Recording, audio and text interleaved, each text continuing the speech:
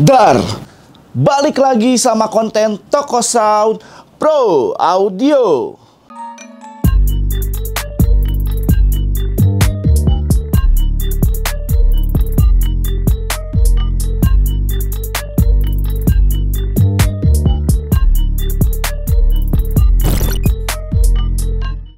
Nah, untuk konten kali ini kita bakal ngebahas suatu alat yang sering dianggap sebagai audio mixer, tapi ternyata bukan loh. Barang apa itu? Langsung aja gua tunjukin di sini barangnya. Let's go.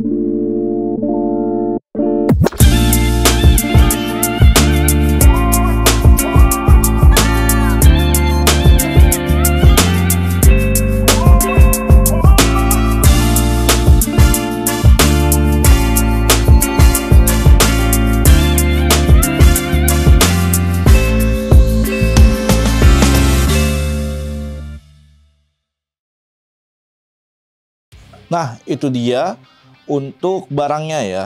Jadi memang sekilas secara fisik terlihat seperti mixer dengan adanya fader-fader yang ada di sini. Kemudian juga sudah ada layar di bagian atasnya. Memang gua pikir pun pertama kali lihat barang ini gua kira adalah mixer, ternyata bukan. Dan ini adalah barangnya itu adalah Digital Portastudio dari Tascam, yaitu DP32SD. Nah, alat ini tuh dia memiliki fungsi sebagai recorder, DAW, dan juga memiliki fungsi sebagai mixer. Dan juga sudah ada metronomnya. Pertanyaannya adalah kalau dia memiliki fungsi sebagai mixer, bisa nggak sih dipakai untuk live? Jawabannya nggak bisa. Jadi secara simpel, alurnya itu adalah alat ini tuh merekam, dan hasil rekamannya itu kalian bisa langsung olah, bisa langsung kalian mixing, bisa langsung kalian mastering langsung di alat ini tanpa bantuan DAW, tanpa bantuan laptop, dan juga tanpa bantuan dari PC. Nah, sekarang kita bakal lihat dulu kelengkapannya apa aja yang didapat dari Tascam DP32SD ini. Nah, yang pertama kalian dapat unitnya, satu unit Digital Portastudio Tascam DP32SD. Kemudian kalian dapat adapternya juga sekaligus dengan buku manual booknya. Nah, selain itu karena dia recorder yang standalone, pastinya dia punya storage. Di sini sudah include juga storage-nya menggunakan SD card. Kapasitasnya adalah 4 GB. Dan kalian ini bisa upgrade sampai ke 32 GB untuk SDHC. Jadi pastikan nggak lebih dari 32 GB karena secara spesifikasi dia hanya bisa membaca SDHC up to 32 GB. Nah, di sini gua bakal nge-review gimana sih barang ini bekerja, kemudian gua bakal coba juga untuk merecord menggunakan alat ini. Tapi sebelum masuk ke pembahasan utamanya, gue bakal ngelihat dulu dan ngebahas secara fisik barang ini tuh seperti apa, bahan materialnya seperti apa, build quality-nya seperti apa. Jadi yuk kita masuk dulu nih untuk pembahasan dari fisik si barangnya. Oke, sekarang kita lihat untuk bahan material di panel utamanya. Jadi ini panel utamanya ini nyambung ke bagian belakangnya, jadi nggak ada putus. Ini terbuat dari metal nih. Jadi bagian bawahnya juga alasnya ini terbuat dari metal, dan juga sudah ada bantalan karetnya supaya dia nggak gampang goyang. Dia harus agak keras, butuh effort untuk menggeser si alat ini. Jadi walaupun untuk panelnya semua terbuat dari metal, nah ini bagian samping sini ini terbuat dari plastik nih bagian sampingnya, dan juga bagian depannya ini juga terbuat dari plastik. Kemudian bagian yang ada layarnya sini, ini juga terbuat dari plastik. Nah, untuk layarnya sendiri ini ada dua layar, dua panel atau jadi LCD-nya itu ada di bagian dalam, kemudian ada lapisan kaca lagi di bagian luarnya. Fungsinya harusnya sih fungsinya ini sebagai pelindung si LCD-nya sih ya, supaya lebih awet dan nggak kotor. Sekarang kita pindah ke bagian fader-fadernya. Oke, ini fader-fadernya ini bahannya kayaknya ini dari rubber ya, rubber yang keras gitu. Jadi bukan rubber yang lembek. yang keras. Dan juga untuk knobnya bahannya pun sama dari rubber yang keras. Nah, semuanya ya, mulai dari sini, kemudian bagian yang ada layarnya pun sama. Kita coba slide feel-nya seperti apa. Oke. Ya ini pas sih, pas. Jadi nggak ngelos, nggak juga terlalu keras ya. Kemudian ya tombol-tombolnya. Di sini kan ada banyak tombol. Kalau tombol sih gimana ya? Ini khas banget produk Jepang itu. Kalau kalian ibarat kalian punya mobil Honda, tombol-tombolnya ya yang di dashboard itu atau di setir ya seperti itulah ya.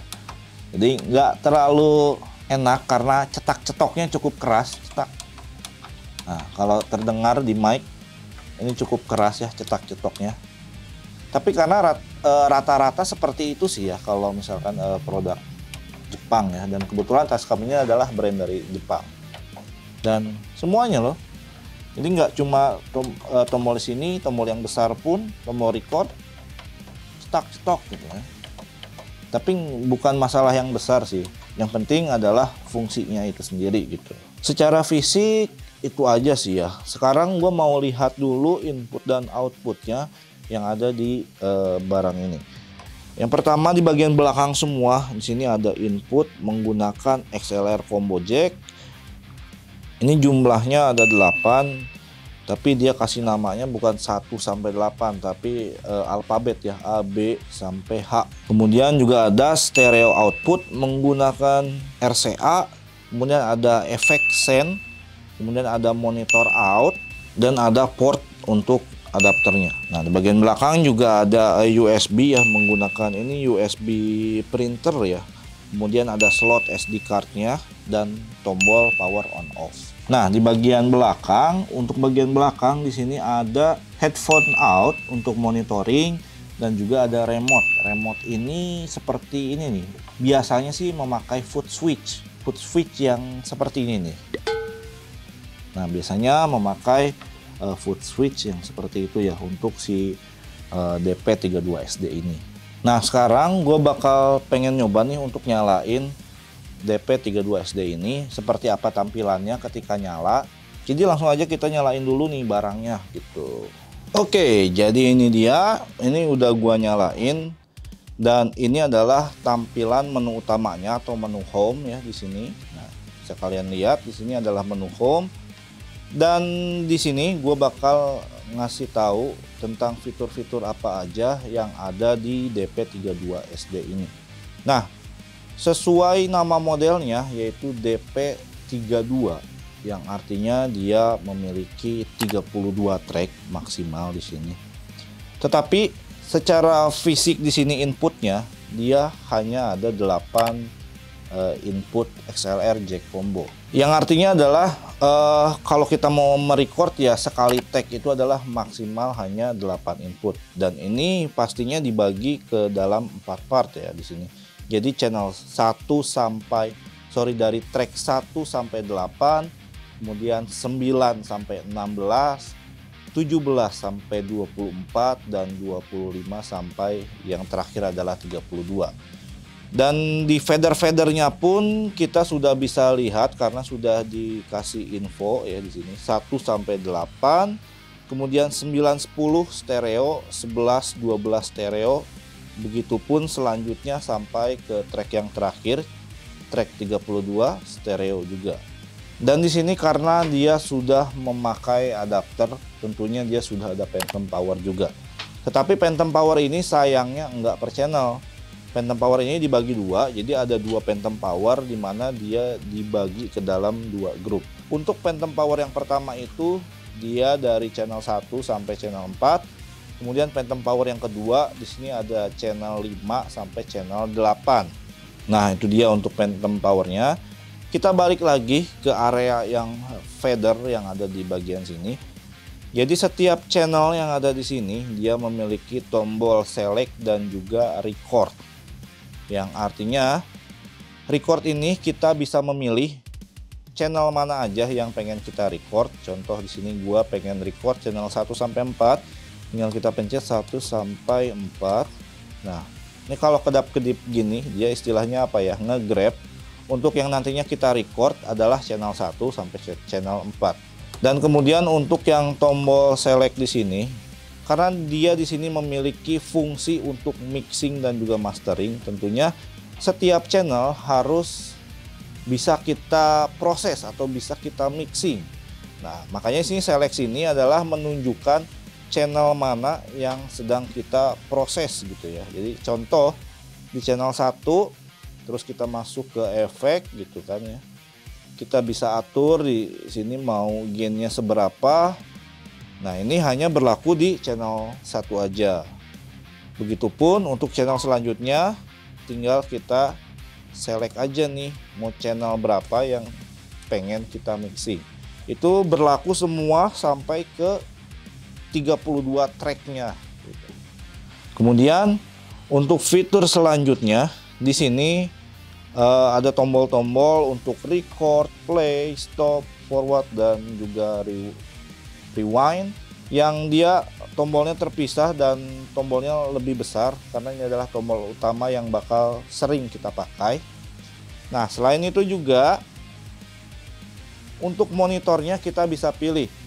Kita ingin memakai headphone out, itu ada di bagian depan, di bagian bawah sini, atau kita memakai speaker monitor. Ini juga outputnya sudah ada di bagian belakang, stereo LR. Nah, di sini kalau kita milih, kita tinggal pencet monitor select, kita mau ngeluarin kemana gitu. Kemudian kita balikin dulu ke home. Nah, kita langsung ke bagian utamanya yang panel yang ada layar LCD-nya. Nah, jadi di sini layar LCD ini besarnya 3,5 inci. Memang untuk device-device sekarang ini adalah layar yang agak kecil ya, kalau bisa dibilang, kalau menurut gua ya. Tetapi sini sayangnya memang dia belum touchscreen, makanya di sekelilingnya itu dia banyak tombol-tombol yang fungsinya untuk mengatur apapun yang kita proses yang ada di LCD sini. Contoh, kita mau masuk ke mana sih? Contoh kita masuk ke mixer, menu mixer. Nah, ini kan langsung masuk ke channel mixer. Channel berapa? Di sini sudah ada infonya, ini track 7. Berarti yang aktif adalah track 7. Nah, contoh lagi, kita masuk ke menu yang lain yang dynamic ini. Jadi di sini di dynamic ini ada kompresor. Nah, ini gimana sih cara kita aturnya?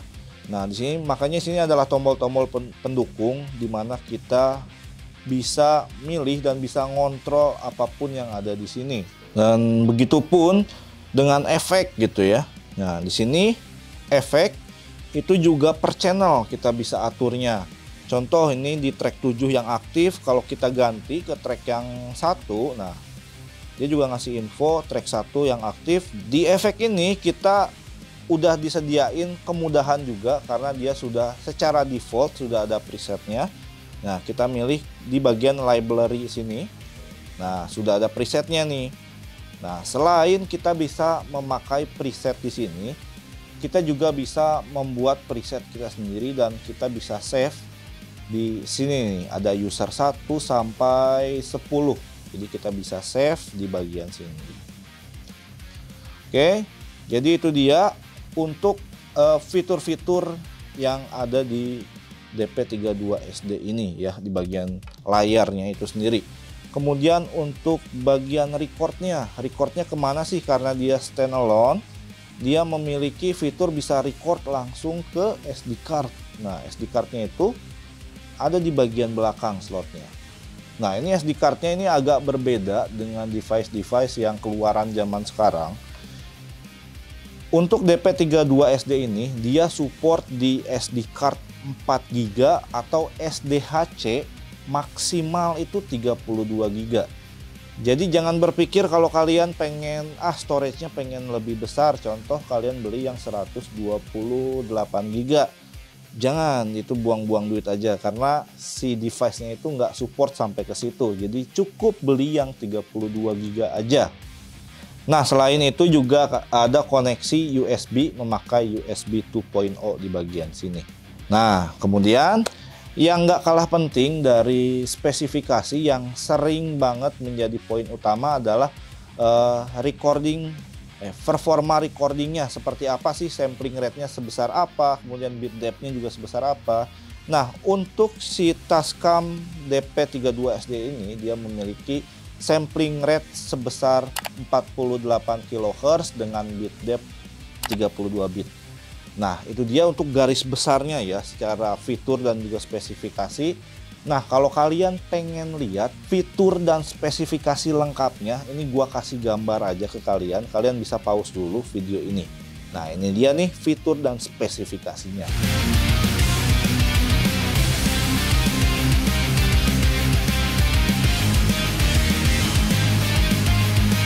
Nah, oke, itu dia ya.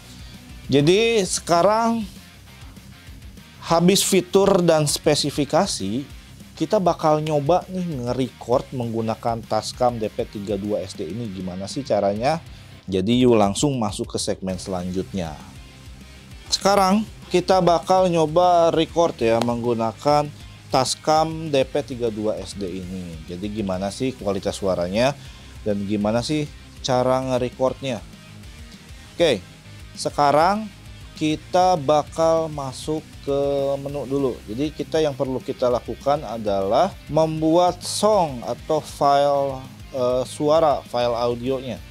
Kita masuk ke song, jadi di menu kita masuk ke song. Kemudian kita bikin dulu dari sini. Kita create. Nah, create.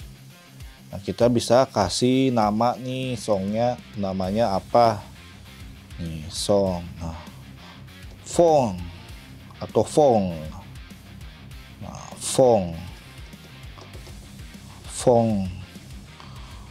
Fong tanda ini nih, nah, Fong lah ya, Fong, are you sure? Yes, kita tunggu.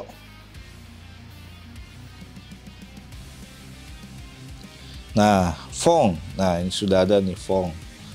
Jadi kita langsung load deh. Tapi ini udah ke load sih. Jadi kalau misalkan kita mau nge-load si filenya, kita bisa masuk ke load. Dan oke. Yes. Kita tunggu sebentar. Ya, ini udah ke load. Kita masuk ke menu home lagi. Nah, ini adalah menu utamanya. Oke, karena ini mikrofonnya gua colok tadi di channel berapa? Channel 2 ya. Channel 2. Jadi kita coba naikkan fader yang kedua. Jangan lupa karena mikrofon gua kondenser, kita nyalain phantom powernya. Kemudian kita grab ininya ya, recordingnya. Nah, baru kita bisa mendengar monitoring yang ada di headphone kita. Oke. Nah, setelah ini channel 2 sudah siap untuk di-record. Jadi kalau misalkan ada input lain, lakukan hal yang sama gitu ya dengan yang channel 2 ini. Nah, setelah itu ini sudah siap di-record. Ini audionya bakal gua ganti dari hasil recordan ini. Jadi kalau udah settingnya seperti ini, tinggal kita pencet record nih. Record. Nah, oke, jadi ini audionya sudah gua ganti. Contoh nih ya, gua garuk nih. Ya, jadi terdengar ya suaranya. Dan ini adalah kualitas suara ketika gua merecord suara menggunakan DP32SD ini. Dan tadi settingannya itu 48 kHz 24 bit ya. Dan ini adalah kualitas suaranya. Dan di sini kalian bisa merecord sekaligus 8 channel ya, 8 input. Nah, kalau misalkan mau 32 track berarti kan kalian harus ganti-ganti dulu ya. Berarti record yang mana dulu terus record yang lainnya seperti itu. Dan ini adalah hasil recordnya ya. Jadi gimana kualitasnya? Kalau di headphone gua ini masih bagus ya, masih enak gitu. Nah, jadi kayak gitu tuh hasilnya ya. Jadi ya gimana tes 1 2 3 tes 1 2 3 bagus nggak menurut kalian? Kalau menurut gua sih ini bagus ya, karena memang 48 kHz itu adalah standar recording gitu. Dan amplinya pun enak kok, ini gua naik nggak cukup banyak, tapi suara di monitor gue cukup keras gitu ya. Tapi kita nanti bakal lihat hasilnya, filenya seperti apa. Tetapi walaupun begitu, kita bisa lihat di bagian layar di sini dia naiknya juga cukup tinggi kok. Jadi artinya preampnya juga cukup mendukung untuk melakukan recording ya seperti ini. Ya, jadi kita bakal stop dulu nih. Kita bakal dengerinnya gimana sih cara dengerinnya? Cara dengerinnya, nah ini masih record. Kita pencet stop. Stop. Dia akan berhenti merekord. Nah, seperti ini. Ini ada tandanya, ada di menit 2:01. Kita balikin dulu ke detik 00. Ya.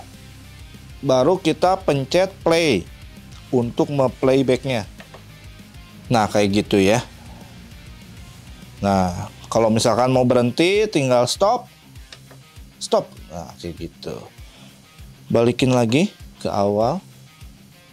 Nah, kemudian di mana sih kita bisa mengaturnya? Mengaturnya yaitu ya kita select di sini, kemudian kita misalkan mau ngasih efek ya tinggal kita nyalain efeknya on atau off, reverbnya semana, tune-nya seapa, gain-nya semana gitu ya. Kalian bisa atur-atur semua di mari gitu ya. Begitupun dengan kompresornya, kalian mau nyalain atau matiin, kalian bisa atur semua di sini ya. Oke, nah udah deh, itu dia tuh untuk merecordnya ya menggunakan Tascam DP32SD ini. Dan semua kalau kalian udah ngetek misalkan di track 1, track 8, track 7 gitu ya. Jadi ya habis kalian record bisa kalian mixing gitu ya. Mau tambah efek apa, EQ-nya kalian bisa atur-atur sendiri. Ada kompresornya segala macam. Satu-satu per track bisa kalian atur semua itu ya. Dan segitu aja untuk konten kali ini ya. Jadi kira-kira untuk Tascam DP32SD ini cocoknya buat siapa sih?